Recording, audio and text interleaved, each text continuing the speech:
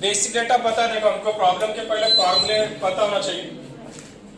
जब हम प्रॉब्लम देख रहे हैं, when we are going to see the problem on the cell division, you have to memorize some formula like number of cell formed equal to 2 raised to the power n, where n means the generation time or division time. Then if we want to calculate the number of mitosis, how much took place to form a particular cell, the formula we will use is n minus 1. Then if we want to find out the number of meiosis for a diploid cell, which may be a zygote, embryo, fruit, seed, then we will use the formula n plus n by 4. These are the formula which we are going to use to solve the problem. So let's see the first problem. If the cells allowed to grow for the 100 minutes, means what is given, the time is given, then calculate the number of E. coli. Number of E. coli means number of E. coli cell. E. coli is a bacteria, Escherichia coli, that would be formed. So time is given here, how much? 100 minutes. And we have the formula to calculate the number of cell equal to 2 raised to the power n, where n is the generation time or the number of division, means how much divisions are going to happen, division. Then how much time is given here? 100 minutes. So remember, whenever the bacterial cell is going to divide, it will take 20 minutes to complete its division. If we are talking about the yeast cell, it will take 90 minutes to do its division. It takes 24 hours for the human being cells, means human cells, to form 2 daughter cells. You know that time. How much time is required for the cell cycle? So for bacteria, how much time it will take? 20 minutes. Means how much division will be there? 5 division. Right? 5 division will take place. And this division value we can put here. N means what? Generation type or number of division. Then 2 raised to the power 5. What does it mean? 2 into 2 into 2 into 2 into 2. How much it will be? 32. Means this much number of E. coli cell will be formed. If you understood this problem, the next problem you can easily solve. Okay. Next is, if the yeast cell is allowed to grow for 270 minutes, then we can calculate the division for 270 minutes, how much division was completed. Because I told you, for yeast cell, 90 minutes is required and time is given 270 minutes. So what we are going to calculate? How much divisions are initially completed? How much division? 3 division. Now we have the formula to calculate the number of cells, which may be of yeast, human, bacteria, so on. So how to calculate the number of cell equal to the same formula, 2 raised to the power n. And what is the value of n here? 3. What does it mean? 8 cells. Understood? Now next. If from a single E. coli 64 cells are formed, what is given here? पहले ये याद रखने का कि given data बोला था, ये जीवन दाता, पहले ये याद रखने का। क्या बोला यहाँ पर? कि 64 E. coli फॉर्म हुए, मतलब ये नंबर ऑफ सेल है कि सेल कितने फॉर्म हुए, इतने। तो बोल रहा है कि then how many division and how much time is taken. Division है ना, टाइम। हाँ, so we have the formula number of cell equal to 2 raised to the power n. So number of cells are given means 2 raised to the power n. We can calculate the value of n. For 64, 2 into 2 into 2 into 2 into 2 means if we take 6 times, it will be the value of n means 2 raised to the power 6. Correct? Equal to 64. Now means 6 time division has took place. And for each division, how much time is required for the bacteria? I told you 20 minutes. Then for 6 minutes, 6 time is 120. 6 into 20. What is by this 20 minutes? This is the generation time for bacteria. Remember, for bacteria we can say its generation time is, doubling time is 20 minutes. And each bacterial cell is going to divide after every half hour. What did I told you? each bacteria means their generation time or doubling time is 20 minutes, but every bacterial cell divided in a half hour. Twice. So how much time will be there total? 120 minutes. Means ये हो गया हमारा time और ये हो गया हमारा division कितने हुए? 6 डिवीजन हुए. समझ में आई? Next, from a single yeast cell 32 cells are formed. Now again use the formula. 32 cells are formed means how much division? What is the value of n? 5. Because 2 into 2 into if you take 5 times, the value will come 32. बराबर है 5. And for each cell to divide, what will be the generation time? 90 minutes. So 90 into 5, 450 minutes. So what is this? This is the time and this is the division. Means दोनों आ गए. How many division and how much time is required? दो बार अलग अलग problem ले रहा हूँ क्योंकि मतलब याद ही हो जाना चाहिए. Now, if there are 10 raised to power 5 E. coli cells are allowed to grow for 80 minutes. Before that, basic thing I already told you. For each bacteria to divide, it will take 20 minutes. Here, how much time is given? Means how many times? 4 times. If the E. coli cells are 10 raised to power 5. So after every 20 minutes they are going to divide. Means after 20 minutes how much bacteria will be formed? This much.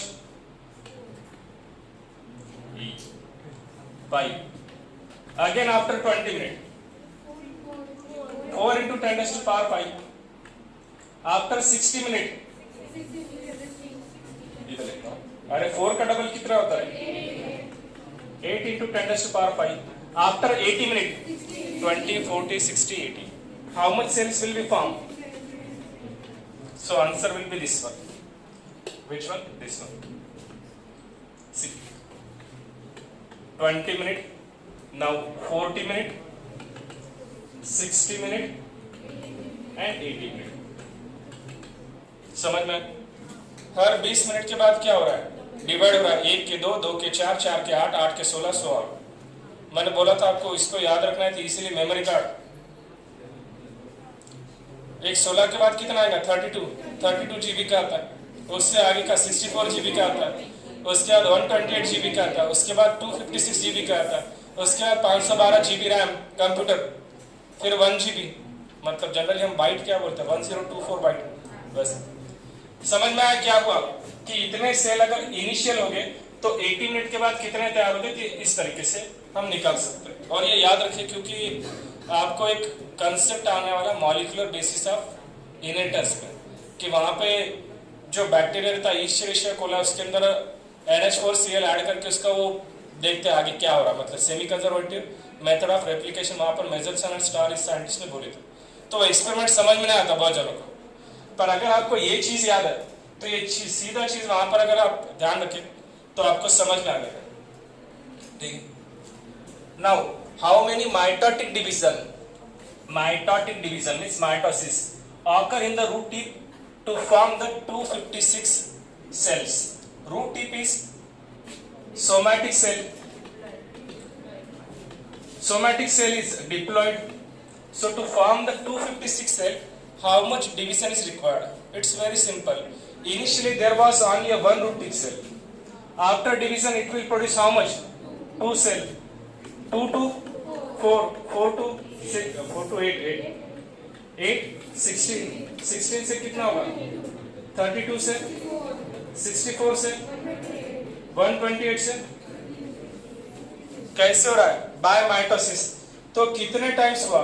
1, 2, 3, 4, 5, 6, 7, 8.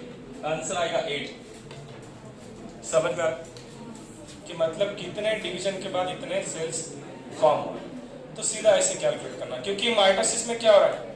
1 से 2, 2 का compounding है 4, 4 से कितने हुए? 8, 8 का 16. उसको जो चीज दी उन्हें क्या करता है? हाँ, माइटोसिस के पास अलादीन का चिराग है और फार्मूला उसके अंदर ऑलरेडी फिक्स किया वाला है. जो भी चीज दोगे डबल करके दूंगा. तो ऐसा कर. और मियासिस क्या करता है? 4 टुकड़े करके देता है. starting with the bacterium that divides once in a half hour, how many bacterial cells are formed? How many bacterial cells are formed? हाँ, आ गया था, ये पूछा था डाउट आपने। क्या बोला हम यहाँ पर कि हर बैक्टीरिया को डिवाइड होने के लिए कितना टाइम लगता है? अभी बोला मैंने आपको, bacterial cell divide after, bacterial cells divide in every 30 minute. हर आधे घंटे में बैक्टीरिया की सेल डिवाइड होती है। तो एक घंटे में कितने मिनट रहता है? 60 मिनट। तो 24 आवर में कितना होगा ये हम कैलकुलेट कर सकते हैं। तो 24 आवर में 30 मिनट मतलब कितनी बार हो रहा है? 48 टाइम, क्योंकि एक घंटे में 2 बार हो रहा है। तो 24 आवर में क्या होगा? 48। समझ में आ रहा? क्या पूछा यहाँ पर कि starting with bacterium that divide once in a half hour. Once in a half hour मतलब 30 minute. How many bacteria are form after 24 hour? 48 times, double होंगे। तो आंसर क्या है इसका?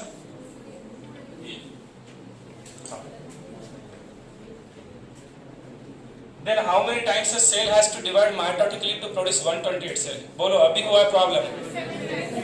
7 टाइम्स, क्योंकि 1 to 2, 2 to 4, 4 to 8, 8 to 16, 16 to 32, 32 to 64, 64 to 128, 7 number को आता है। 8 नंबर को आया था 256। तो सीधा आंसर आ जाता है। किधर गया? हाँ, इधर। तो ये बोलने की जरूरत नहीं, आ जाएगा आपको, क्योंकि माइटोटिकली बोला है। तो ये केयरफुली ध्यान रखना। Diploid chromosome number is 8. What shall be the number of chromatid in each daughter cell after meiosis? सीधा देखो, diploid number of chromosome means 2n equal to क्या दिया वाला है? 8। ठीक है, तो मैंने क्या बोला था कि एक अगर क्रोमोसोम है तो उसके अंदर 2 क्रोमैटिड रहता है। ठीक है, तो अगर 8 क्रोमोसोम है मतलब कितने हो जाएंगे? बोलो, एक क्रोमोसोम में 2 क्रोमैटिड। 8 क्रोमोसोम में कितने हो जाएंगे? 16 क्रोमैटिड। ठीक है, पर ये हम किसकी बात कर रहे हैं? ये जब डिप्लॉयड हो रहा मतलब यहाँ पर क्या बोलेंगे? माइटोसिस। डिप्लॉयड में माइटोसिस भी होगा और आगे यूनियन अगर फॉर्म होता है मियोसिस भी होता है। इसमें मियोसिस के बारे में पूछा है, तो मियोसिस जब हो जाएगा तो ये 8 क्रोमोसोम में कितने क्रोमोसोम हो जाएंगे? मियोसिस में क्या होता है? हाफ हो जाएगा। समझ में आ रहा है? मियोसिस में हाफ हो जाता है। तो अभी बोले हम कि एक क्रोमोसोम में जब 2 क्रोमैटिड रहता है तो 4 क्रोमोसोम में कितने रहेंगे? 8 क्रोमैटिड है। क्या ऊपर आंसर है? किधर गया? हाँ, समझ में आया क्या बोला? एक क्रोमोसोम को 2 क्रोमैटिड, जैसे एक ह्यूमन को 2 पैर है और 2 हाथ है। तो मैं बोला अगर 4 ह्यूमन बींग है तो कितने पैर होंगे?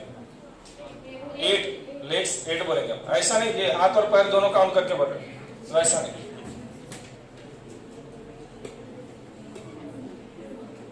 The number of spindle apparatus is formed during meiosis.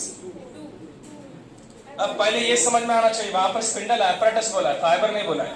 तो ये जो स्पिंडल apparatus रहता है इसके अंदर क्या क्या आ जाएगा? अपना सेंट्रियोल आता है और क्या आता है? एस्ट्रोबेस, मतलब ये एस्ट्रो आ गया। उसके बाद क्या था? वो स्पिंडल फाइबर, स्पिंडल फाइबर, ये तीनों चीज क्या बोला याद रखिए। अरे सिंपली ये देखो, ये ऐसा सेंट्रियोल है, उसने ये अपने स्पिंडल फाइबर तैयार किए, ये दोनों साइड से ये ऐसे। तो इसके अंदर ये हमको पता है सेंट्रियोल है। इधर साइड में क्या ये एस्ट्रल रेस है, बुरा मान जाता है। हाँ, यहाँ पे तो यहाँ पे क्या बोले हम कि astral rays plus centriole equal to astral.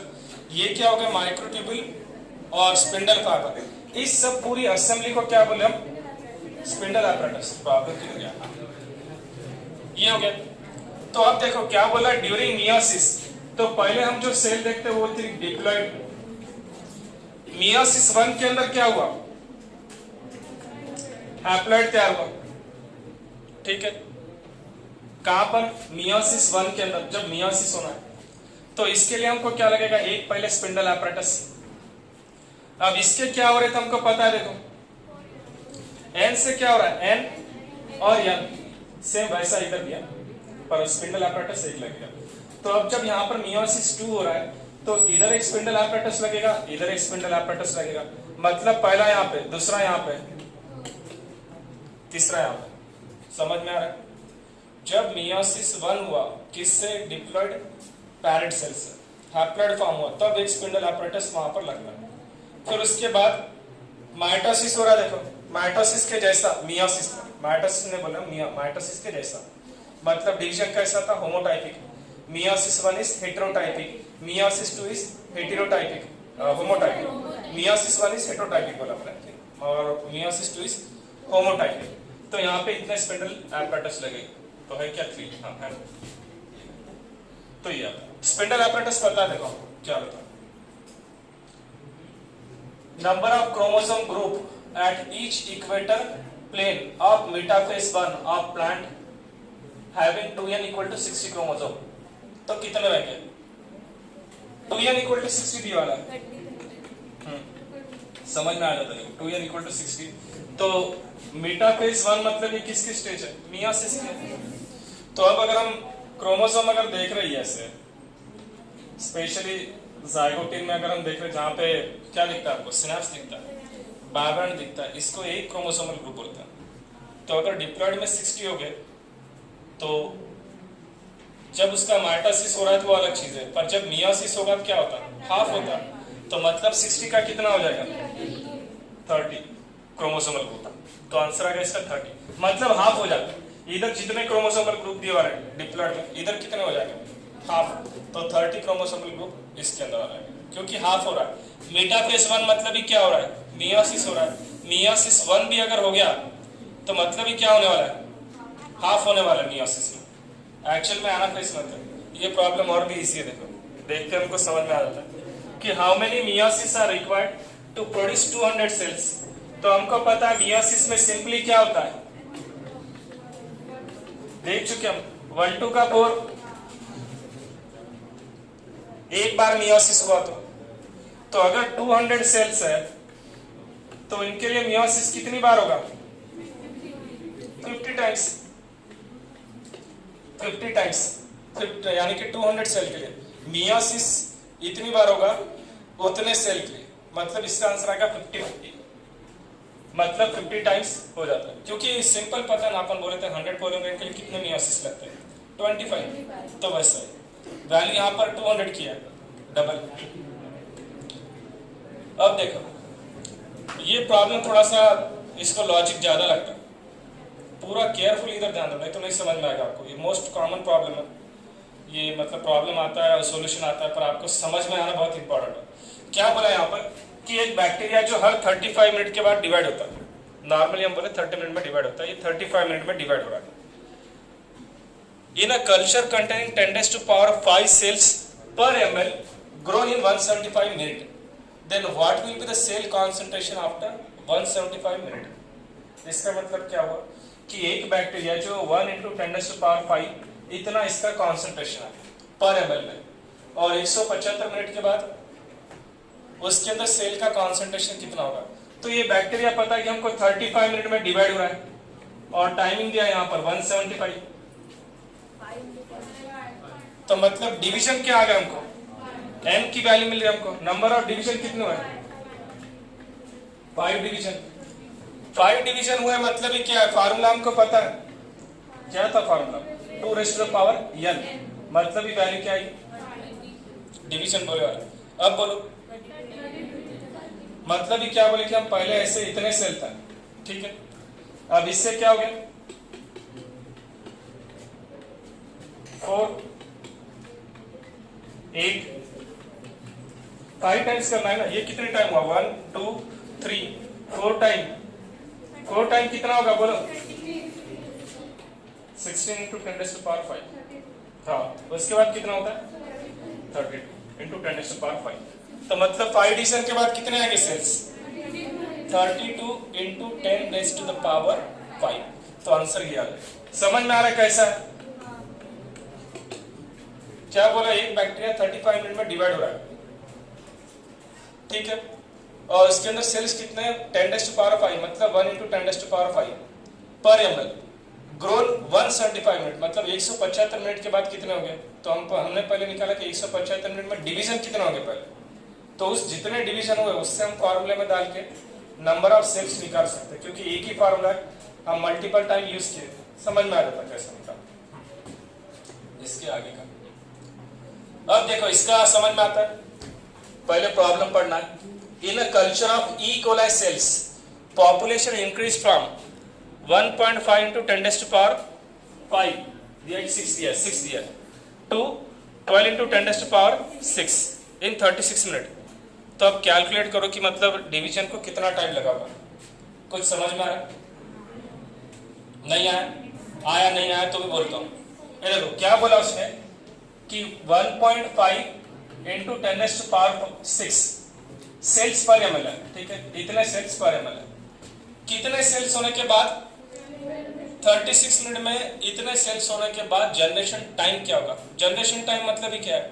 Number of division, मतलब n की वैल्यू। तो 1.5 का पहले क्या होगा? डबल अगर हुआ तो 1.5 का 3 होता है। 3 का डबल कितना होता है? इसके अंदर मैं बोला आपको 1 to 10 तक पता होना चाहिए, 2 से 10 तक के टेबल आने चाहिए आपको, तो आता है। किसको याद नहीं रहे 2 से 10 तक का टेबल? सब जनो silent. 6 into 10 to the power 5। हाँ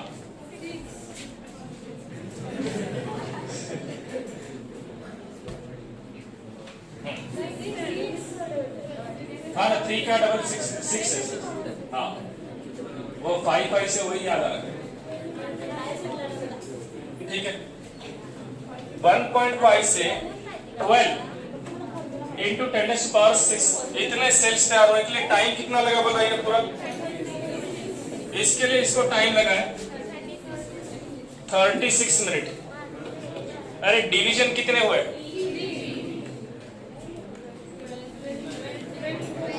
मतलब ही क्या है?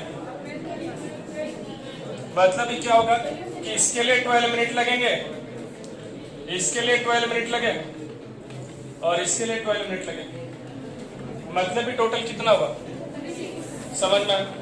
1.5 का डबल कितना होता है? 3, 3 का डबल होगा 6, 6 का डबल होगा 12। और इतने सेल्स प्रोड्यूस होने के लिए यहाँ से ये इनिशियल है वो फाइनल है, इतने अमाउंट ऑफ सेल्स से उतने अमाउंट ऑफ सेल्स प्रोड्यूस होने के लिए टाइमिंग लगा है 36 मिनट। तो हर डिवीजन को कितना टाइम लगा? 12 मिनट। समझ में आ रही? ध्यान दो रहे इधर इधर ध्यान। हाँ, if by a successive division of bacterium every minute a small test tube is filled up in 1 hour, then lower half of the test tube is filled up in how much time? समझ में आ रहा? ये रुको, ये एक test tube है, ये 100 ml है। 100 ml इसके अंदर बैक्टीरिया, मतलब 100 ml इसका सपोज बैक्टीरियल कॉन्सेंट्रेशन है पूरा। अब इसके अंदर क्या बोला कि if the successive division, successive और साइमल्टेनियस कर देखे तब अब बैक्टीरियम एवरी मिनट, हर मिनट में डिवाइड हुआ है। मतलब ही क्या हो रहा है? देखो 1 मिनट में 60 सेकंड रहता है, ठीक है, और 1 घंटे में 60 मिनट रहते हैं, ठीक है। अब एक सिंपल लॉजिक पूछता हूं आपको कि अगर 1 घंटे में 100 ml की टेस्ट ट्यूब पूरे बैक्टीरिया से भर जाता होगा तो कितने टाइम में ये टेस्ट ट्यूब 50 ml जो है वो बैक्टीरिया से भर जाएगा? अच्छा, एक सिंपल क्वेश्चन, अभी क्लास में स्टूडेंट कितने बैठे? लगभग सपोज 150 अभी जो, पर समझो यहाँ पर 100 स्टूडेंट है, ठीक है। अब कंडीशन क्या है? इस क्लास में आने के पहले एक स्टूडेंट आया, एक सेल आई, उसके बाद 2 स्टूडेंट आए, उसके बाद 4 आए, उसके बाद 8 आए। क्यों बोल रहा हूं मैं? माइटोसिस। 4 के बाद 8 आए, 8 के बाद 16, सो ऑन। एक टाइम ऐसा था कि सपोज यहाँ पर 50 स्टूडेंट बैठे वाले हैं, तो अब जो अगला स्लॉट आएगा उसके अंदर कितने स्टूडेंट आने वाले हैं?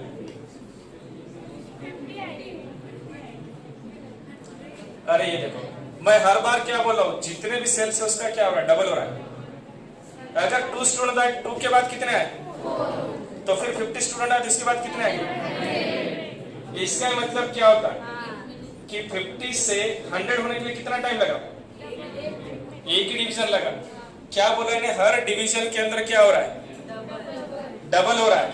तो अब देखो ये जो 50 ml है और ये जो 100 ml है, 100 ml के अंदर कितना बोला हमने, फुल भर गया ये। हर डिवीजन में क्या हो रहा है, डबल हो रहा है। तो 50 ml में सपोज इतने सेल हो गए, तो 1 मिनट में ये जितना भी है 50 ml उतना पूरा डबल हो जाएगा। समझ में आ रहा है कि नहीं लॉजिक? आपके पास जो चीज है वो हर मिनट में डबल हो रहा है। आपको 1 करोड़ रुपए कमाना है सपोज, तो पहले धीरे धीरे क्या कि 1 के 2 लाख हो, 2 के 4 लाख हो, 4 के 8 हो गए, एक टाइम आएगा आपके पास 50 लाख होगा। अगला जो भी डिवीजन होगा उसके अंदर क्या होगा, 50 का 1 करोड़ हो जाएगा, डबल हो जाएगा।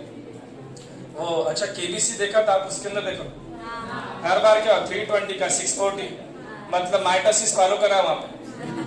तो फिर जो लास्ट का क्वेश्चन रहता है, मतलब एक 50 लाख का, 50 लाख के बाद 1 करोड़, उसके बाद 7 करोड़, उसको इग्नोर करो, वो माइटोसिस में नहीं आता। तो 50 से 1 करोड़ होने के लिए इसको कम टाइमिंग लगेगा, पर 50 तक पहुंचने के लिए टाइम लगा।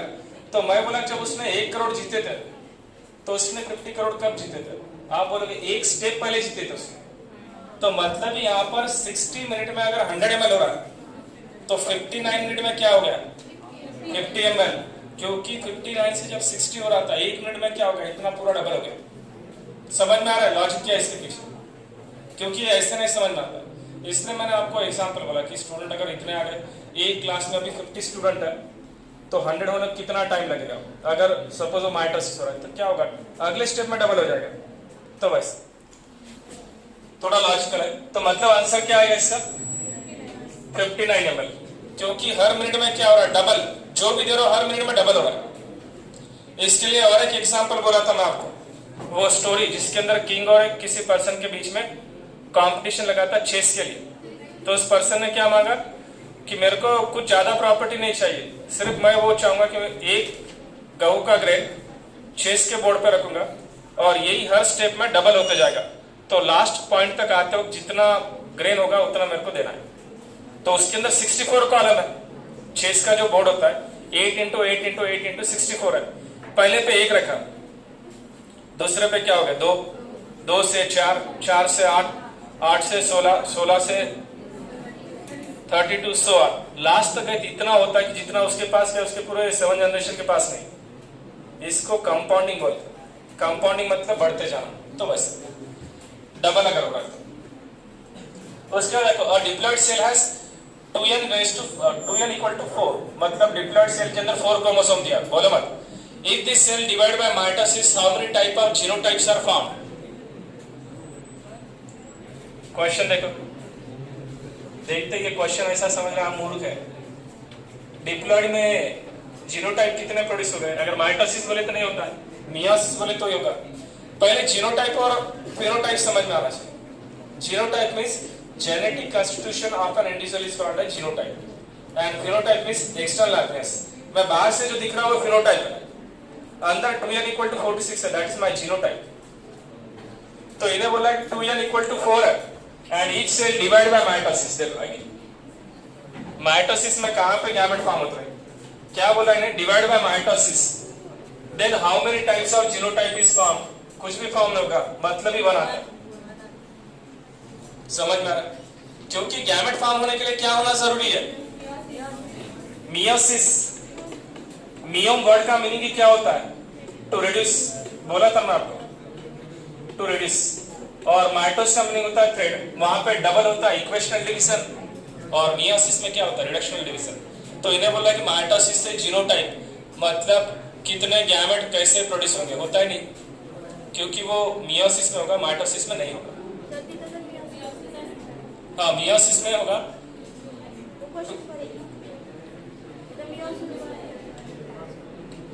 अरे ये देख, मियोसिस में हमको पता है 2n से क्या होता है, n और n होता है, फिर बाद में हम इसका बोले n और n। अगर फिर यहाँ पर 4n दिया तो क्या होगा, 2n और 2n। फिर इधर क्या होगा,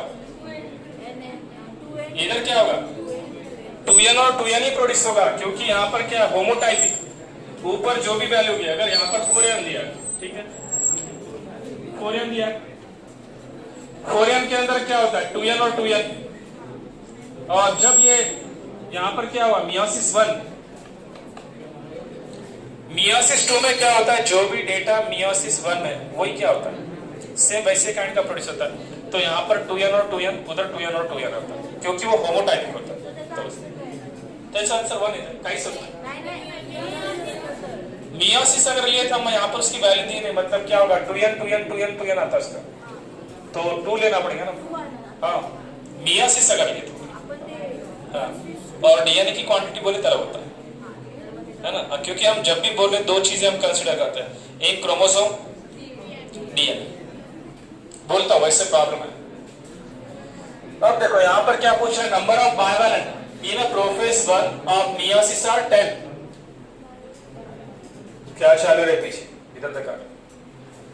The number of bivalent in the prophase 1 of meiosis are 10. How many chromosome will be in the anaphase 2? अब प्रोफेज 1 में क्या होता है, प्रोफेज 1 हमको पता है कि मियोसिस के अंदर की most complex longest the phase which take a long duration, ऐसी स्टेज है। और एनाफेज 2 क्या है, तो इसके अंदर हमको पता है ये होमोटाइपिक है, जितने क्रोमोसोम दोगे उसका डबल बना के देता है। तो अब बोला कि नंबर ऑफ बाइवैलेंट, अब बाइवैलेंट देखना है तो हमको समझ में आता है, जहां पे हम जाइगोटिन स्टेज देख रहे हैं वहां पे हमको बाइवैलेंट दिखता है। तो इसलिए ये डायग्राम ऐड की वाले कि टेट्राड 4 होमोलोगस क्रोमैटिड और 2 होमोलोगस क्रोमोसोम, यहां पर बाइवैलेंट दिख जाता है हमको। तो बाइवैलेंट कितना होना चाहिए देखो, एट ईच पोल और नंबर, यानी कि देखो अगर हम डिप्लॉयड सेल के अंदर देखते हैं वहां पे बाइवैलेंट दिख रहा है क्या हमको, वहां पर कितने दिखेंगे, यहाँ पर क्रोमोसोम कितने दिए वाले देखो कि the number of bivalent in the prophase 1। अब प्रोफेज 1 की बात करें तो ये जो प्रोफेज 1 है इसके अंदर बाइवैलेंट कितने हैं, 10 दिया ना। The number of bivalent in the prophase of meiosis are 10, bivalent of 10। अब जब यहाँ पर एनाफेज 2 स्टेज आएगी, इसके अंदर बाइवैलेंट कितने हो जाएंगे, अभी इधर 10 है, उधर कितना होता है 20, कैसे हो गया 10 ही हो गया ना। बाइवैलेंट थोड़ी चेंज होने वाला है, टोटल काउंट के एक अलग चीज, पर उतना कितना आता है उसका 10, क्योंकि यहाँ पर देखो 4 होमोलोगस क्रोमोसोम है, यहाँ पर 4 होमोलोगस क्रोमोसोम। होमोलोगस यहाँ पर एक्चुअल में एक ही पेयर होगा। होमोलोगस क्रोमोसोम किसको बोलते हैं, पैटर्नल और मैटरनल जब दोनों साथ में उसको बोलते हैं होमोलोगस। और बाइवैलेंट वहां पर कितने तैयार होते हैं, एक क्रोमोसोम अगर वहां पे कितने पेयर में रहता है, 23 पेयर में। यहाँ पे जब फॉर्म होंगे, गैमेट जब फॉर्म होंगे तो वहां पर क्या रहता है 23। तो फिर जब अरे वहां पे डबल हो जाएंगे ना, क्योंकि 2 फॉर्म हो रहे। इसके अंदर देखो क्या बोला, जब मियोसिस 2 हो रहा है, मियोसिस 2 में जो फॉर्म हो उसके टोटल ऐसे डबल, एन और एन अगर पकड़े तो डबल होता। तो यहाँ पर कितना आने चाहिए, अगर इधर बाइवैलेंट सेम है तो आगे आने वाली जनरेशन में कितने रहेंगे। बाइवैलेंट कहां पर फॉर्म हुआ था, प्रोफेज के अंदर दिखा था हमको, प्रोफेज 1 के अंदर जाइगोटिन में दिखा, पैचिटिन में क्रॉसिंग ओवर हुआ, बाद में क्या हो गया, वो धीरे धीरे जाना स्टार्ट हो गया। अगर प्रोफेज में 10 है, मेटाफेज में उतने रहेंगे, एनाफेज में उतने रहेंगे, टेलोफेज में नंबर ऑफ हैप्लॉइड क्रोमोसोम, ये अपने पास फार्मूला है ना। हाँ, तो मतलब सेम रहेगा, चेंज नहीं होता, सेम रहेगा, सेम रहता क्योंकि बराबर है। ये फार्मूला है ना अपने पास, number of bivalent equal to, ये सीधा formula number of haploid chromosome. हाँ, पोल म्हणजे काय, फक्त वो जब सेपरेट होने वाला है इसलिए वैसा पकड़ता है, तो समझ में आ जाता। बाइवैलेंट और टेट्रावैलेंट, टेट्राड पता है ना, सीधा समझ में आ जाता। अब बोलो, if there are 30 chromosome in G1 phase, then what will be the number of bivalent, वापस आ गया, in zygotic stage। क्यों 15 आता है, क्योंकि यहाँ पर 30 क्रोमोसोम इन G1 phase, ये G1, S, G2 और यहाँ पर M मतलब क्या है, मियोसिस। हाँ, क्योंकि यहाँ पर जाइगोटिक बोला है, ठीक है। इसके अंदर प्रोफेज 1 के अंदर यानी कि अपन स्टेजेस बोलेंगे, लेप्टोटीन, जाइगोटिन, पैचिटिन, यानी कि पैचिटिन, डिप्लोटिन, डायकाइनेसिस। जाइगोटिन के अंदर क्या बोला इसने कि अगर 30 क्रोमोसोम है G1 फेज में, तो जब मियोसिस हो रहा है, यहां पर मियोसिस होते वक्त क्रोमोसोम नंबर क्या होने वाला है, हाफ होने वाला है। तो जब हाफ होगा तब क्या होगा कि यहाँ पर यानी कि नंबर ऑफ बायोनेट्स कितने दिखेंगे आपको? सीधा देखो फॉर्मूला कि अगर ये 30 क्रोमोसोम मतलब ये क्या दिखा इसमें? डिप्लॉइड, क्योंकि डिप्लॉइड सेल में मियोसिस होता है, हैप्लॉइड से और मियोसिस नहीं होगा। तो कंडीशन यहाँ पे समझ में आ रही है। अब इस डिप्लॉइड से जब हैप्लॉइड तैयार होना है तो यहाँ पर क्या है, जब बाइवैलेंट फॉर्म होने क्या होगा? यहाँ पर जो 30 क्रोमोसोम है 30 का हाफ कितना होता है? 15। और 15 मतलब ये 15 किसकी वैल्यू? यन मतलब हैप्लॉइड, और हैप्लॉइड मतलब ये क्या होता है? Number of bivalent equal to number of haploid chromosome. तो ये हैप्लॉइड 15 है, डिप्लॉइड 32 है, इसलिए आंसर क्या आ जाएगा? 15। ये बोला मतलब अब बोलो, ये थोड़ा सा बड़ा है। What will be the amount of DNA in meiosis II product in myocyte? Myocyte मतलब जिनके अंदर मियोसिस हो रहा है, मियोसिस मदर सेल मतलब मियोसिस होने वाला। Contain 30 picogram of DNA in G1 phase। क्या बोला? ये G1 S G2 M, M मतलब यहाँ पर मियोसिस हो गया। G1 में कितना है? 30 pg DNA। S में कितना होता है? 60 pg DNA होता है। M के अंदर कितना होता है वापस? M के अंदर हम बोले कि 1 से 2 सेल तैयार हो रहे तो वो वापस डिवाइड हो जाएगा 30-30, ठीक है। तो ये निकालना है आपको, कितना हो जाएगा? 30 pg DNA। ये बोला था देखो मैं कि जब अगर सपोज G1 के अंदर 2C DNA तो S फेज के अंदर क्या होता है? 4C। और M के अंदर जब हम M देख रहे हैं तो यहाँ पर हमको M1 पता है, M2 पता है। इधर ध्यान दो, अगर एक सेल में 2C DNA, S फेज के अंदर DNA का रेप्लिकेशन होकर क्वांटिटी बढ़ जाती है। फिर M1 के अंदर क्या होता है? जो 4C क्वांटिटी जो आने वाली DNA की, इसका यहाँ पर क्या होता है? 2C। DNA के बारे में बात कर रहा हूं। और क्रोमोसोम नंबर जो भी है, अगर यहाँ पर क्रोमोसोम नंबर 2C है, यहाँ पर क्या हो जाता है? 1C और 1C। समझ में आ रहा है? ये क्रोमोसोम के बारे में, ये यहाँ से ये कंसेप्ट समझना जरूरी। देखो ये मैं क्रोमोसोम के बारे में बात कर रहा हूं, और ये किसके बारे में? डीएनए के बारे में। तो अब जब मियोसिस 2 होगा तो मियोसिस 2 में क्या होगा? ये जो 1C और 1C क्रोमोसोम है ये सेम वैसे प्रोड्यूस होता है, ठीक है। ये 1C और 1C क्रोमोसोम क्या होगा? जो दिए वाला वही होता है, पर जो 2C अमाउंट ऑफ डीएनए, ये इधर कितना होगा? हाँ, ये 2C और 2C, ये जो 2C ये कैसा? 1C और 1C, यानी कि 1C और 1C, ये ऐसे डीएनए डिवाइड होगा। मतलब इनके साथ ये जब क्रोमोसोम रेडिस हुआ वैसे डीएनए भी रेडिस होगा। मतलब यहाँ पर डीएनए कितना? क्रोमोसोम रेडिस नहीं हुआ, क्रोमोसोम यहाँ पर जितना उतना ही सेम आए, क्योंकि होमोटाइपिक है। 1C मतलब डीएनए की क्वांटिटी क्या हो जाएगी? 4C का यहाँ पर 1C आता है, पर डीएनए जितना उतने के उतना ही रहता है। मतलब जो मियोसिस 1 के अंदर उसकी जो प्लॉइडी लेवल रहेगी उतनी प्लॉइडी लेवल चेंज नहीं होगी। ये तो 2 क्वेश्चन देखिए। हाँ देखो, इंटरकाइनेसिस और इंट्रामियोटिक इंटरफेज शोस सेंट्रियोल डुप्लीकेशन दिखाएगा, डीएनए सिंथेसिस भी दिखाता है, जनरली शॉर्ट लिव और सम टाइम एब्सेंट, करेक्ट। तो मतलब ये आंसर क्या आएगा? More than one option is correct. अब देखो ये question, number of meiotic division, meiosis required to produce 1000 पोलोमेर इन द साइपर्सी फैमिली के बारे में बोला था मैं। एक बार मियोसिस हुआ जिससे टेट्राड में, उससे एक ही तैयार होता है मेगास्पोर। तो मतलब ही क्या होगा? 1000 के लिए कितने प्रोड्यूस होते हैं? 1000। और अगर मैंने यहाँ पर वर्ड कट कर दिया ये, और यहाँ पर अगर मैंने एंजियोस्पर्म लिखा तो इसका आंसर क्या आता है? 250। If I am writing angiosperm, ठीक है, क्योंकि साइप्रसी में अलग है। साइप्रसी में क्या होता है ये मैं बोला उस टॉपिक, ठीक है।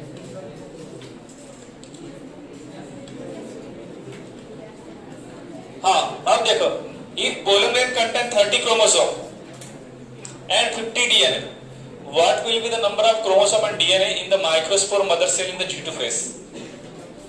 पोलोमेर कैसा रहता है? प्लॉइडी लेवल पूछ रहा हूं, पोलोमेर और माइक्रोस्पोर। प्लॉइडी लेवल क्या है इसकी? एन है। तो इन्हें क्या बोला कि अगर पोलन ग्रेन है उसके अंदर क्रोमोसोम है 30 और डीएनए कितना है 50 पीजीडीएन है, तो ये क्रोमोसोम क्या है हैप्लॉइड है क्योंकि पोलन ग्रेन है और डीएनए इतना है पोलन ग्रेन में। पोलन ग्रेन अब हमको पता है, देखो पोलन ग्रेन कब फॉर्म हुआ था मियोसिस के बाद, और हम देख चुके थे कि एक माइक्रोस्पोर मदर सेल से जब मियोसिस होता है मतलब रिडक्शन और डिवीजन, तब क्या प्रोड्यूस हुआ था टेट्राड, 4 पोलन ग्रेन प्रोड्यूस हुए थे या माइक्रोस्पोर, और टेट्राड कितना हुआ था 1 टेट्राड।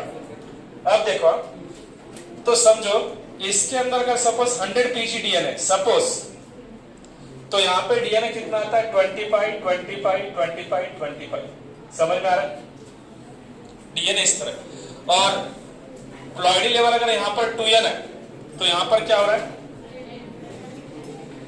ये चीजें समझ में आ रही है तो आपको ये भी समझ में आ जाएगा। और ये जो स्टेज है जहां पर डिप्लॉयड है इसका सेल डिवीजन होकर ये प्रोड्यूस हुआ, तो सेल डिवीजन के पहले सेल साइकिल होगी G1S G2, ठीक है।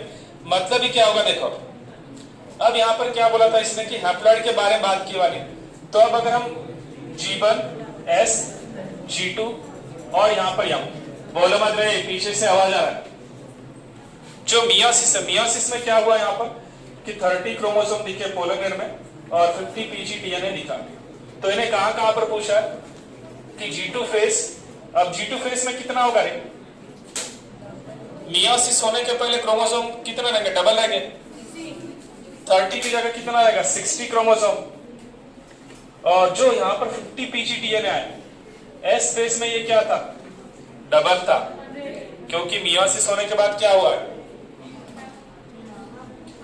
अरे ये मियोसिस में ये 4 पोलन ग्रेन तैयार हो गए, 1 2 3 4, क्या बोला इसने हर पोलन ग्रेन के अंदर 50 पीजीडीएनए, ठीक है। तो मतलब ही क्या होगा यहाँ पर 200 पीजी रहेगा, समझ में आ रहा है। यहाँ पर क्या होगा 200 बोले तो यहाँ पर डबल हो जाएगा 100 बोलेंगे हम, समझ में, क्योंकि एस में क्या होता है डबल होता है, मतलब यहाँ पर कितना रहेगा 200 रहेगा, G2 में कितना रहेगा 200, क्योंकि जो है वो वैसा ही है। यहाँ पर क्या हो गया मियोसिस में 100 फिर बाद में वो डिवाइड होता 50 और 50 और फिर आगे क्या होता मतलब 100, पहले 100 100 फिर बाद में 50 50, समझ में आ। इस मियोसिस में जब हम M1 बोले तो पहले जो 200 था यहाँ पर क्या हुआ 100 100, और जब मियोसिस 2 होगा तब क्या होगा 50 50 50 50, समझ में आ रहा है। अब क्रोमोसोम देखो, अगर मियोसिस में 30 क्रोमोसोम है यहाँ पे कितने लेंगे 60, क्योंकि इसका हुआ ना डिवीजन हुआ, यहाँ पे 60 यहाँ पे 60, यहाँ पे कितना लेंगे, क्योंकि क्रोमोसोम का नंबर रेडिस कहां पर हो रहा है ओनली मियोसिस में, ठीक है, मियोसिस 1 के एनाफेज 1 में। समझ में आ रहा है क्या क्या बोला यहाँ पर। तो अब यहाँ पर देखो G2 फेज में क्या होगा, क्रोमोसोम रहेंगे 60, डीएनए कितना रहेगा 200 पीजी, क्यों, क्योंकि एस फेज के बाद वो डबल हुआ था, पहले 100 रहना चाहिए, एस फेज में डबल होता है 200, G2 में उतना ही रहता है। मियोसिस में M1 में क्या होता है रेडिस होता है 100 100, और मियोसिस 2 के अंदर क्या होगा 50 50, क्योंकि हमको ये किसके बारे में बोला गया था पोलन ग्रेन, पोलन ग्रेन था हैप्लॉइड, ये हैप्लॉइड ये हैप्लॉइड ये हैप्लॉइड ये हैप्लॉइड, तो वैसे। और मियोसिस 1 के अंदर कितना होगा क्रोमोसोम 60 का 30, डीएनए कितना रहेगा 100 पीजी, एंड मियोसिस 2 क्रोमोसोम 30 और डीएनए रहेगा 50 पीजी। अब समझ में, अपने जो नोट्स में प्रॉब्लम बहुत कम दिए थे, यहाँ पर देखो अब एलाबोरेट होकर समझ में आ कि क्या होता है, सिंपल कंसेप्ट समझ में आया, सब समझ में आया। वापस वैसे है प्रॉब्लम, इफ एक पहले देखो पोलन ग्रेन बोला प्लांट में घुसा है, अब बोला एक ह्यूमन एग ओवम, अब वो भी हैप्लॉइड तो है, अब वहां पे पोलन ग्रेन लो तुम, मेल गैमेट लो, स्पर्म लो, एग लो, कुछ भी, उसमें 10 पीजीडीएनए है in its nucleus, how much DNA would be present in the diploid cells, कितना रहेगा, अरे तो सीधा n इक्वल टू 10 है, और जो एक फॉर्म हुआ होगा वो किससे फॉर्म हुआ डिप्लॉयड जो सेल थी, कौन सी सेल? जर्म सेल, क्योंकि वहीं पर मियोसिस हुआ। तो इससे क्या फॉर्म हो गया? ऐसे 4 फॉर्म हुए होंगे। तो एक में मतलब ये जो देख रहा आप, एक में अगर 10 पीजीडीएन है तो टोटल कितना होता है? 40 पीजी। 10 10 10 10 समझ आ रहा है? तो टोटल आंसर कितना आ गया इसमें? हाँ, जीवन विचारक वेगळे. इथं जर जीवन विचारलं आपण SG2 आणि M जर विचारलं. आता इथं काय म्हणायचं आपण मियोसिस मध्ये 10 पीजीडीएन मध्ये काय म्हणायचं? लास्टला. हाँ, ये लास्ट हो रहा है इसका. 10 पीजी है तो मतलब 10 10 और 10 समझ में आ रहा है? तो मियोसिस 1 के स्टार्टिंग को ये कितना था? 40 था. यहाँ पर पहले 40 था, यहाँ पर G2 में बोलेगा 40. तो 40 का पहले क्या क्या हुआ? मतलब ही क्या हुआ था? यन और यन. और फिर जब इस यन के ये यन और फिर बाद में यहाँ पे यन का इधर और इधर हुआ तो समझ में आ रहा. इसको एक बार लिख के निकाले तो और जल्दी समझ में आता है. समझ में आ रहा है कि नहीं आ रहा है? तो जीवन में कितना होगा? अगर यहाँ पर ये 20 है मतलब आगे 40 रहा होगा. 40 रहा मतलब यहाँ पर 40 रहा होगा क्योंकि डबल हुआ. यहाँ पे कितना रहेगा? क्योंकि 20 का यहाँ पर क्या होता है? डबल. क्योंकि यस के पास एक राइट है, डीएनए को डबल करना है, क्रोमोसोम को नहीं, सिर्फ डीएनए को. तो क्रोमोसोम जो भी होगा यहाँ पर नंबर तो यहाँ तक सेम रहेंगे, यहाँ पर कम होगी, बस बाकी सब सेम. एक क्वेश्चन रहेगा. हाँ, इसके लिए फॉर्मूला क्या यूज करना है? Meiotic division required to produce 100 wheat grains. Grains are diploid. और अभी किसका आवाज आ रहा है पीछे से? क्या बोला मैं आपको कि अगर हमको नंबर ऑफ मियोसिस निकालना है, किसके लिए? अभी फार्मूला बोला मैंने, सीड के लिए, जायगोट के लिए, जायगोट एम्ब्रियो जो भी है, और फ्रूट. तो इनके लिए फार्मूला क्या यूज किया हमने? n plus n/4. ठीक है, ये समझ में आता है. तो यहाँ पर n का मीनिंग क्या हो रहा है? What is by n? n means अपने को ये कितने सीड, कितने ग्रेन या कितने फ्रूट है. तो n की वैल्यू ये होती है कि नंबर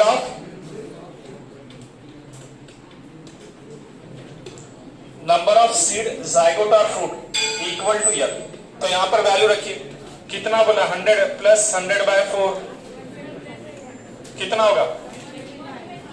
समझ में आता? 25. तो 125 हो जाता. एक थोड़े क्वेश्चन है, 1-2 मिनट रुक जाओ, फटाफट हो जाता. How many generation are required by the meristem to produce 128 cell? अभी तो देख रहे 256 cell. To produce a 102 polymerase how much meiosis are required? अब देखो 100 बोला सीधा समझ में आता, हमको 25 लगता है. 102 बोला इसने तो मतलब फ्रैक्शन में आ जाएगा. ठीक है, 25.5. ठीक है. What will be the content of DNA in the somatic cells of G2 if to produce a 20 picogram of DNA? समझ में आ जाता? देखो 80 होगा क्योंकि ये देखे 2n से अगर n तैयार हुआ, इन्हें बोला कि मतलब 2n से कितने n तैयार हुआ? 4. अगर एक में 20 है मतलब टोटल कितना होगा? 80 पीजीडीएन. किसके अंदर? 2n में. समझ में आ रहा? तो मतलब निकालना. तो बोल चुका मैं, बोलो मत. ये थोड़ा गलत हो गया, ऐसा नहीं होता, फ्रैक्शन में आता है. 64 है. Minimum number of meiotic division are required to produce 64 pollen grain. 164 60 into 4 equal to 64. किधर गया 60? इधर है. अगर मैं 62 अगर रहता वहां पर तो आंसर फ्रैक्शन में आता. फ्रैक्शन में कहां पे मियोसिस बोले आप? इसलिए राउंड फिगर बोले. बोलो मत 30 प्रॉब्लम कुछ. Number of meiosis required to produce 100 ovules in the angiosperm? 100. क्योंकि वहां पर क्या बोला था मैं? एक मेगास्पोर मदर सेल से एक बार जब मियोसिस होता है तो यहाँ पर लीनियर टेट्राड तैयार हुआ था, याद है क्या? इसमें से एक हम जो चलाचल एंड पकड़े, एक माइक्रोपाइलर एंड पकड़े, माइक्रोपाइलर एंड. तो क्या बोले कि टूवर्ड द माइक्रोपाइलर एंड के जो सेल है वो क्या होता है, degenerate. Only the cell which is toward the chalazal and will survive. तो मतलब एक मेगास्पोर मदर सेल से मियोसिस होकर लीनियर टेट्राड तैयार हुआ, पर बचा कौन, एक ही। ठीक है, ये आंसर बोलो last. The duration of mitotic stage in the two situation A and B are tabulated below।